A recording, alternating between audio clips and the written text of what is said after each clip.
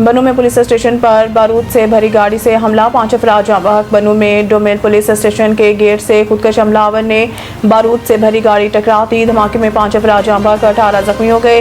Regional police officer Sajjad Khan के मुताबिक धमाके से थाने के करीबी मकानों को भी नुकसान पहुंचा है। जाँ बहक अफराद में 3 खवातीन, 1 मर्द और 1 बच्चा शामिल है। जाँ बहक और जख्मियों को अस्पताल मुंतकिल कर दिया गया। हुकूमत ने पेट्रोल और डीजल की कीमतों में अब तक का सबसे बड़ा इजाफा कर दिया है। वजीर पेट्रोलियम अली परवेज मलिक और वजीर खजाना ने मुश्तरका प्रेस कॉन्फ्रेंस करते हुए ऐलान किया है कि पेट्रोल की कीमत में 137 रुपये 24 पैसे फ़ी लीटर इजाफा किया गया है, जिसके बाद पेट्रोल की नई कीमत 458 रुपये 41 पैसे फ़ी लीटर कर दी गई है।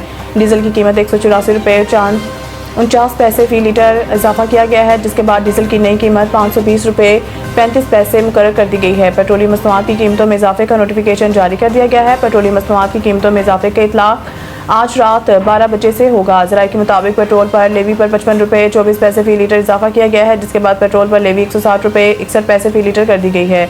ज़राए का कहना है कि डीजल पर लेवी 0 कर दी गई है। डीजल पर लेवी 55 रुपये 24 पैसे मुकर्रर थी। अमीर जमात इस्लामी हाफिज नईमुर रहमान ने पेट्रोलियम मसनूआत की कीमतों में हालिया इजाफे को सख्ती से मुस्तरद करते हुए इसे अवाम पर पेट्रोल बम करार दिया है और मुल्क भर में एहतजाजी तहरीक शुरू करने का ऐलान किया है।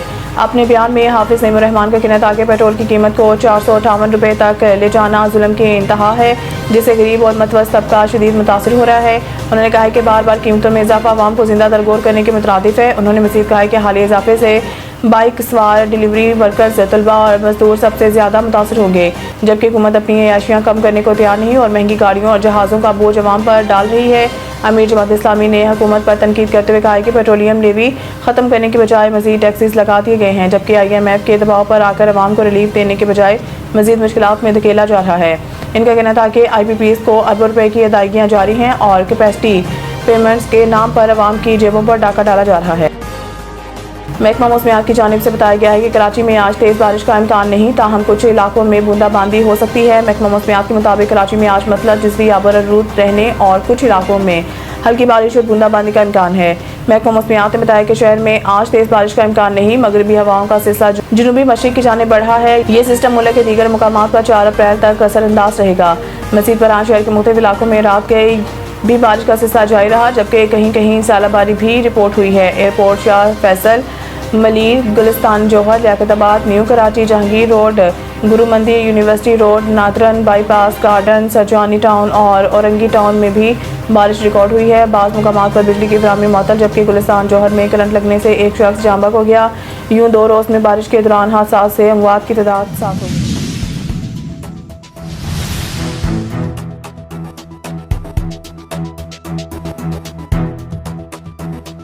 इंसदाद दहशतगर्दी की खसूसी अदालत ने वकील के बेटे अगवा बराए तावान की मुबैना मुकदमे में मुतअद्दिद सरकारी अफसरान के खिलाफ गिरफ्तारी वारंट जारी कर दिए। उन्हें गिरफ्तार करके अदालत में पेश करने का हुक्म दे दिया। अदालत में SSP AVC CIA Asif Baloch और DSP AVCC सलीम की जानिब से अदालती समन की तामील से मुतल्लिक रिपोर्ट पेश की गई। रिपोर्ट में कहा गया कि अदालती अहकामात के तहत मुतल्लिका मुल्ज़मान को समन वसूल करा दिए, ताहम मुल्ज़मान अदालत में पेश न हुए, जबकि एक मुल्ज़िम की जानिब से वकालतनामा जमा कराया। अदालती अहकामात पर अमल न करने और पेश न होने पर अदालत ने मलेर ज़िले के साबिक SSP काशिफ अब्बासी, साबिक डिप्टी कमिश्नर मलेर सलीम अल्लाह ओडो, मुख्तियार कार मुराद मेमन, रियाज मोगेरी, असिस्टेंट कमिश्नर मुराद मेमन, खालिद मारूफ और SHO गडाब सिटी सरफराज चतोई के खिलाफ गिरफ्तारी वारंट जारी करते हुए हुक्म दिया। उन्हें गिरफ्तार करके 8 अप्रैल को अदालत में पेश किया जाए। 24 मार्च को जारी करदा नोटिस में अदालत ने मुल्ज़मान के खिलाफ पाकिस्तान पैनल कोड की दफ़ा A 365 और इंसदाद दहशतगर्दी एक्ट 1997 के तहत कार्रवाई का नोटिस दिया। अदालत ने केस की आंदा समात 8 अप्रैल तक मुलतवी कर दी है।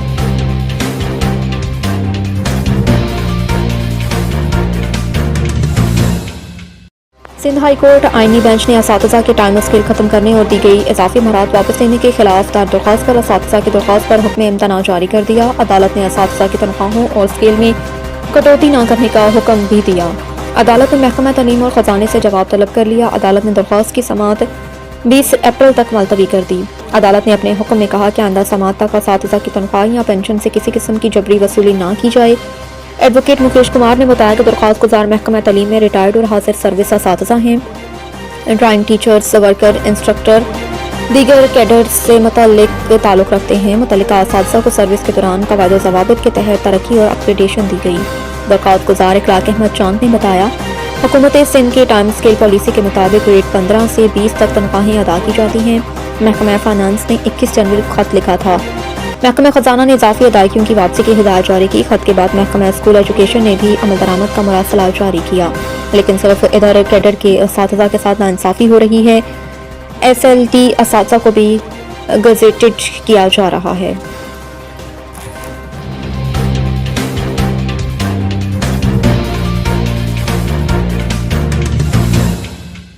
जुडिशल कमीशन ने सानिया गुल प्लाजा की इंक्वायरी मुकम्मल कर ली। जुडिशल कमीशन 7 अप्रैल तक अपनी रिपोर्ट सिंध हुकूमत को पेश करेगी। कमीशन ने सेक्रेटरी कानून के 7 अप्रैल को तलब कर लिया।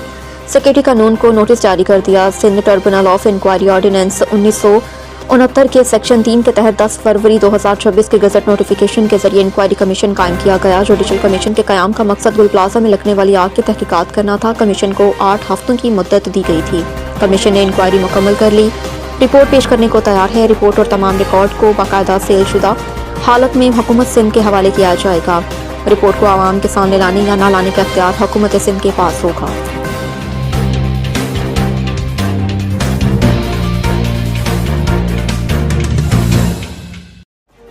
फीफा वर्ल्ड रैंकिंग फ्रांस 2018 के बाद पहली बार टॉप पोजीशन पर आ गया।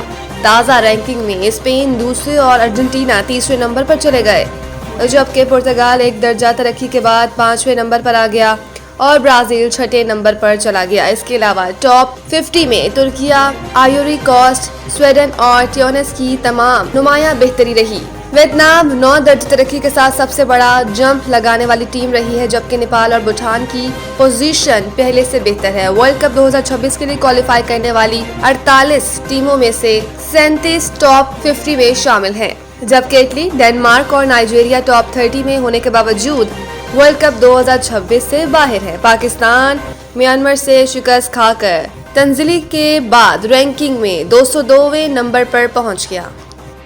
सुपर लीग में गुज़िश्ता रोज़ कराची किंग्स की टीम ने रावलपिंडीज को 5 विकेटों से शिकस्त दी, जिसके बाद मैच के इख्तिताम पर एक लम्हा सोशल मीडिया पर वायरल हो गया। वायरल वीडियो में कराची किंग्स के डेविड वारन को टीम मैट मोइन अली और टीम डायरेक्टर हैदर अजहर से बात करते देखा जा सकता है। सोशल मीडिया पर सामने आने वाली वीडियो से मुतालिक कुछ सार्फिन ने कहा है कि ये झगड़ा हो रहा है। इसके अलावा भारतीय मीडिया ने भी प्रोपेगेंडा शुरू कर दिया कि वार्नर का हैदर अजहर से झगड़ा हो रहा था। बादशाह ऑस्ट्रेलियाई क्रिकेटर ने खुद ट्विटर पर कहके वाले इमोजी के साथ वजाहत पेश की। डेविड वार्नर ने ट्वीट में कहा है कि मैं इस वीडियो में हैदर अजहर से कह रहा था कि पहले वो जाएं और हाथ मिलाएं।